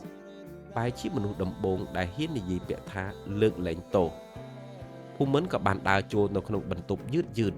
សំឡេងម៉ាស៊ីនវាស់ចង្វាក់បេះដូងបន្លឺឡើងទីតទីតទីតទីតទីតទីតហាក់បីដូចជាកំពុងរាប់ថយក្រោយនៃជីវិតលោក Cameron ងាកមកឃើញកូនប្រុសជាយាមលើកដៃដែលគ្មានកម្លាំងដើម្បីស្រវាចាប់ដៃរបស់ភូមិន្ទប៉ាឲ្យប៉ាសុំទោសសំឡេងរបស់ភូមិន្ទលោក Cameron សែវសាវស្ទើរតែស្ដាប់មិនឮប៉ាជាមនុស្សអាក្រក់ប៉ាបំផ្លាញកូនប៉ាបំផ្លាញកេសរឥឡូវប៉ាប្រកម្មវាតាមតាន់ប៉ាហើយភូមិន្ទកាន់ដៃឪពុកយ៉ាងណែនទឹកភ្នែកដែលគេព្យាយាមទប់ជាយូរណាស់មកហើយក៏បានស្រក់ចុះមកលោកប៉ាឈប់និយាយទៅអ្វីវាបានកន្លងផុតទៅហើយទោះបីជាមានរឿងអ្វីកើតឡើងក៏លោកប៉ានៅតែជាអ្នកផ្ដល់កំណើតឲ្យខ្ញុំដែរនៅក្នុងពេលនេះកេសរក៏បានដើរចូលមកក្បែរគ្រែរួចក៏លើកកូនប្រុសទូចភារុនមកឲ្យលោក Cameron បានឃើញច្បាស់លោក Cameron សម្លឹងមើលមុខចៅប្រុសទាំងទឹកភ្នែកហូរចុះលោកជាយាមញញឹមទាំងឈឺចាប់រួចក៏ហុចខ្សែកមាសចាស់មួយដែលលោកលាក់ទុកក្នុងដៃមកឲ្យភារុនកេសរឲ្យប៉ាសុំទោសចំពោះគ្រប់យ៉ាង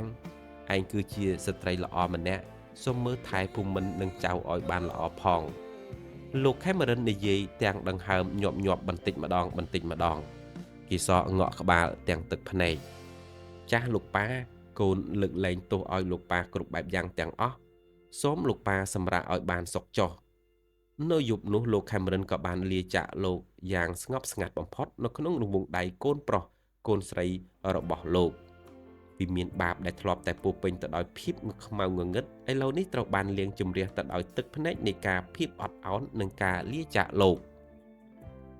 ពិធីបុណ្យសពរបស់លោក Cameron ត្រូវបានរៀបចំឡើងយ៉ាងសមរម្យភូមិន្ទសម្រាប់ចិត្តលក់ភូមិគ្រឹះនោះចោលរួចក៏យកប្រាក់ទាំងអស់ទៅបរិច្ចាគទៅដល់មន្ទីរពេទ្យកុមារនិងសាងសង់មណ្ឌលកុមារកំព្រាដើម្បីជាការលាងបាបកម្មឲ្យឪពុកនិងដើម្បីឲ្យវិញ្ញាណក្ខន្ធរបស់លោកទៅកាន់សុគតិភពបងភូមិន្ទតើយើងនឹងទៅណា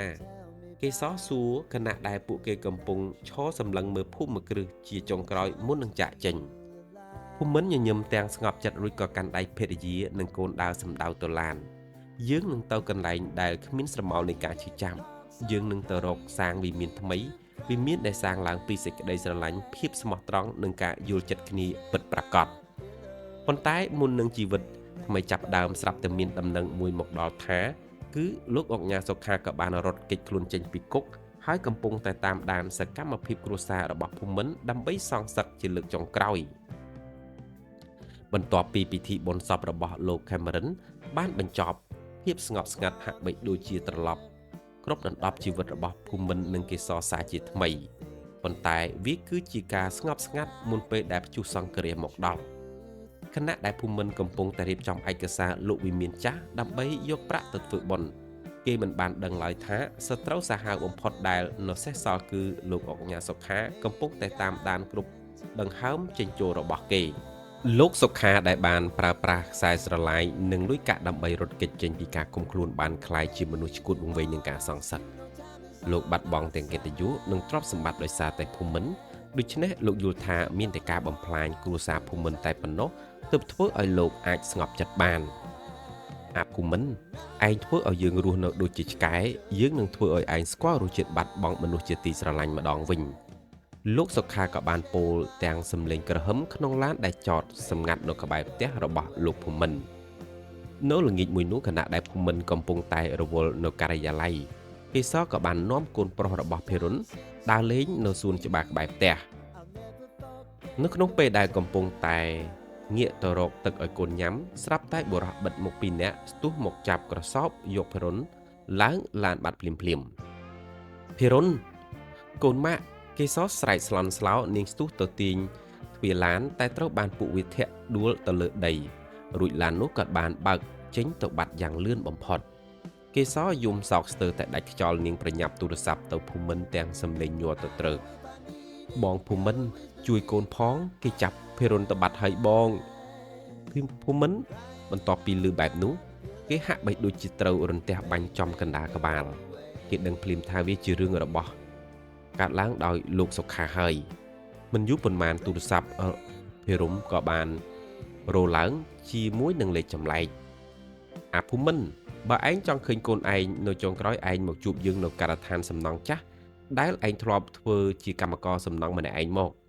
បើឯងហ៊ានប្តឹងប៉ូលីសកូនឯងនឹងត្រូវស្លាប់សម្លេងរបស់សុខាសើចយ៉ាងព្រៃផ្សៃបំផុតភូមិន្ទមិនបង្អង់យូរឡើយគេក៏បានបើកឡានសម្ដៅទៅការដ្ឋានសំណង់នោះទាំងចិត្តក្តៅដូចជាភ្លើងនៅពេលដែលគេទៅដល់គេឃើញសុខាឈរកាន់កំភ្លើងឯភិរុនកូនតូចកំពុងតែយំនៅក្នុងដៃកម្មករម្នាក់ទៀតនៅមាត់ជ្រោះសំណង់ដ៏ខ្ពស់លែងកូនរបស់ខ្ញុំទៅលោកចង់បានអីលោកសុខាភូមិន្ទស្រែកសួរទាំងព្យាយាមទប់អារម្មណ៍យើងចង់ឲ្យឯងលុតជង្គង់ចុះរួចចុះហត្ថលេខាផ្ទេរទ្រព្យសម្បត្តិទាំងអស់មកឲ្យយើងលោកសុខាក៏បានស្រែកបញ្ជាទៅកាន់ភូមិន្ទក៏លុតជង្គង់ចុះយឺតខ្ញុំយល់ព្រមឲ្យខ្ញុំឲ្យលោកគ្រប់យ៉ាងតែសូមកុំធ្វើបាបកូនខ្ញុំខណៈដែលលោកសុខាកំពុងតែភ្លេចខ្លួនដើរមកយកឯកសារភូមិន្ទក៏ស្ទុះទៅដណ្ដើមកំភ្លើងនិងប្រយុទ្ធជាមួយសុខាយ៉ាងសាហាវសំឡេងកំភ្លើងបានបន្លឺឡើងចំនួនមួយគ្រាប់ផាំងភូមិន្ទត្រូវគ្រាប់កំភ្លើងចំស្មាតែគេនៅតែមិនព្រមលែងដៃរហូតដល់ប៉ូលីសដែលវឌ្ឍនៈបានលួចហៅមកដល់និងឡោមព័ទ្ធទីនោះលោកសុខាត្រូវបានចាប់ខ្លួនជាថ្មី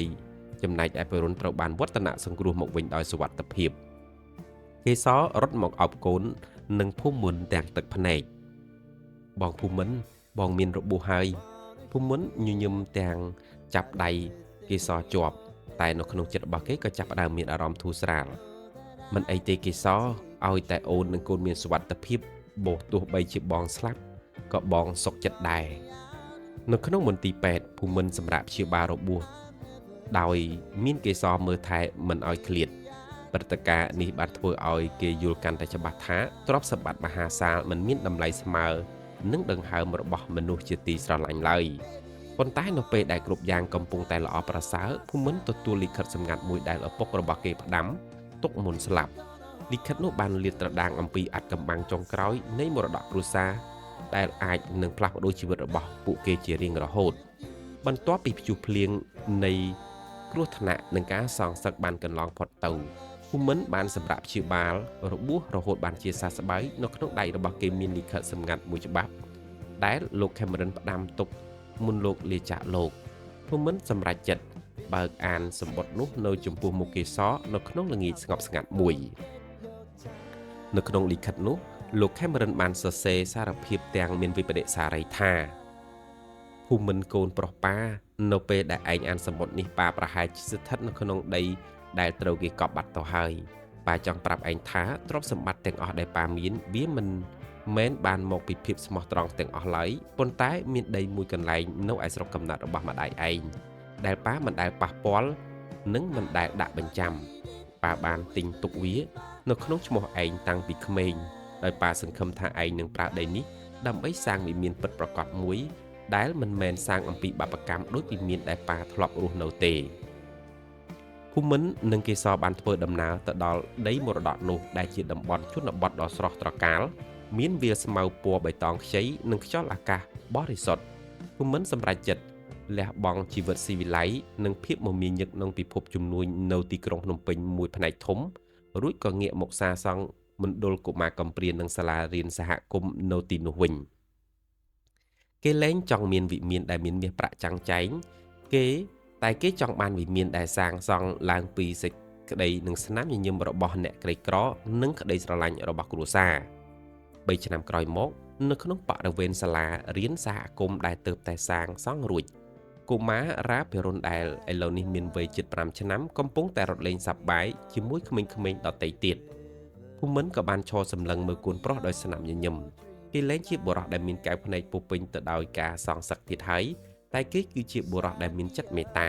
សន្តិភាពគេសក៏ដើរចូលមកក្បែរស្វាមីនាងមើលទៅកាន់តែស្រស់ស្អាតនៅក្នុងឈុតសម្លៀកបំពាក់សាមញ្ញនាងបានយកដៃអង្អែលពោះដែលកំពុងតែធំក្រពុំជាថ្មីម្ដងទៀតចាស់នាងកំពុងតែមានផ្ទៃពោះកូនទី2ដែលជាកូនកើតចេញពីសេចក្តីស្រឡាញ់និងសេចក្តីសុខពិតប្រាកដដោយគ្មានស្រមោលនៃភាពភ័យខ្លាចដោយកាលពីមុនឡើយបងភូមិន្ទបងកំពុងតែគិតអីហ្នឹងគេសួរទាំងផ្អែកក្បាលនៅលើស្មារបស់គេភូមិន្ទថើបសក់ភរិយារបស់ខ្លួនយ៉ាងទន់ភ្លន់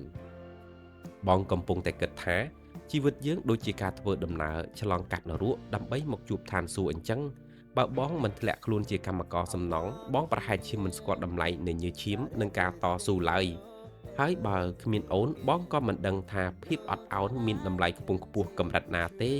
ភូមិន្ទងាកមកមើលគេសរួចក៏បន្តដោយសំឡេងមុតមមថាវិមានបាបរបស់លោកប៉ាបានរលាយបាត់ទៅហើយឥឡូវអ្វីដែលយើងមានគឺជាវិមានស្នេហ៍ដែលរឹងមាំបំផុតព្រោះវាសាងឡើងនៅលើភូមិគ្រឹះភាពស្មោះត្រង់និងការលះបង់សំឡេងសើចរបស់ភិរុននិងក្មេងៗដទៃទៀតបានបន្លឺឡើងពេញវាលស្រែក្រោមពន្លឺព្រះអាទិត្យរៀបអស់ស្ដង់គុតដ៏ស្រស់ស្អាតសោតនេតកម្មនេះកំហុសពូជអម្បូរត្រូវបានបញ្ចប់ត្រឹមនេះបានបន្សល់ទុកនូវមេរៀនដ៏មានតម្លៃសម្រាប់មនុស្សគ្រប់គ្នាថាទ្រព្យសម្បត្តិអាចបាត់បង់អំណាចអាចរលាយប៉ុន្តែកិត្តិយសនិងក្តីស្រឡាញ់ដែលស្អាតស្អំនឹងស្ថិតស្ថេរជារៀងរហូតប្រិយមិត្តអ្នកស្ដាប់ជាទីមេត្រីសាច់រឿងដ៏ជក់ចិត្តដែលយើងខ្ញុំបាននាំមកនៅពេលនេះត្រូវបានឈានមកដល់ទីបញ្ចប់ហើយរឿងរ៉ាវនីមួយៗបានលាតត្រដាងនៅក្នុង Channel វិមានស្នេហ៍មិនមែនគ្រាន់តែជាការប្រឌិតដើម្បីកម្សាន្តនោះទេ